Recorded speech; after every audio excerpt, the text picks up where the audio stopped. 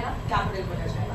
तो normally we can say that in our company हम लोग अगर कैपिटल जनरेट करते हैं तो उसके हम लोग इक्विटी शेयर इशू करते हैं, as well as we are going to issue the preference share, as well as we are having the some reserve and surplus। और इससे भी अगर शॉर्टेज हुआ तो we can take a loan, that is a debt, उसी को बोला जाता है लोन एंड बोरोड फंड। तो इतने सारे सोर्सेस से यहाँ से हमारा कैपिटल जनरेट होगा और उसी कैपिटल को हम लोग बिजनेस में इन्वेस्ट करेंगे। yes or no? हमारे पास जो भी कैपिटल जनरेट हुआ उसको इन्वेस्ट दो टाइप में किया जाता है।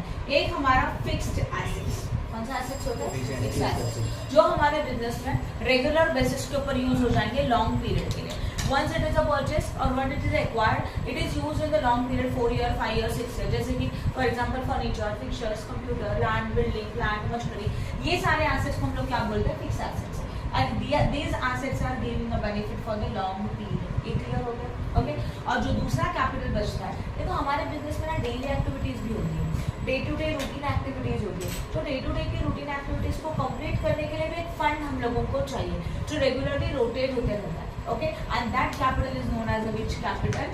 Working capital. क्लियर हो रहा है? जैसे कि फॉर एग्जांपल समझ लो हमारा प्रोडक्शन का बिजनेस है, एक पर्टिकुलर अमाउंट से लेके कोई भी प्रोडक्ट हम लोग प्रोडक्शन कर रहे हैं, मैन्युफैक्चरिंग बन रहा है। ओके, तो उससे हम लोगों ने रॉ मटेरियल परचेस किया। क्या परचेस किया? Raw material. इस रॉ मटेरियल को हम लोगों ने रॉ मटेरियल परचेस किया, समझो आपके पास 5 लाख का कैश था, रॉ मटेरियल परचेस किया, इसका कन्वर्जन हम लोगों ने किया फिनिश गुड्स में, इसके ऊपर प्रोसेस किया, लेबर अप्लाई किया और सब कुछ कन्वर्जन किया फिनिश गुड्स। इस फिनिश गुड्स में हम लोग मार्केट में क्या करेंगे? सोल्ड करेंगे। सोल्ड करने के बाद अगेन कुछ फंड आएगा, उस फंड को क्या घर पे लेके जाओगे? नहीं ना, उस फंड से वापस से क्या परचेस करेंगे? Raw material. तो कंटिन्यूस एक अमाउंट बिजनेस के अंदर ब्लॉक्ड है, वो रोटेट होते रहता है and that capital is known as a working capital.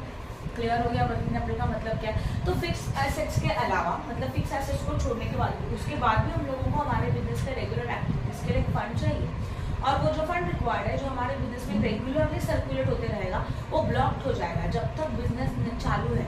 अगर बिजनेस बंद हो जाएगा तब जाके आप इसको विड्रॉ कर सकते हो। उस अमाउंट को क्या बोला जाता है? वर्किंग कैपिटल बोला जाता है। ओके, अभी वर्किंग कैपिटल का एक मीनिंग हो गया। Actually what is the definition of working capital? Excess of current assets over the current liability. क्या बताया मैंने?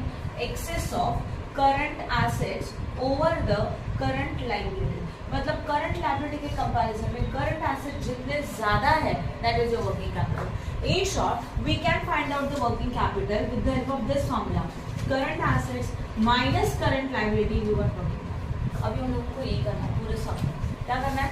करंट एसेट्स में से करंट लायबिलिटीज को माइनस करेंगे and finally we got what? Working capital. I hope no doubt in this. समझा कि नहीं समझा अच्छी तरह से? ओके, तो जो हमारा ये वर्किंग कैपिटल का कंसेप्ट है वो क्लियर हो गया।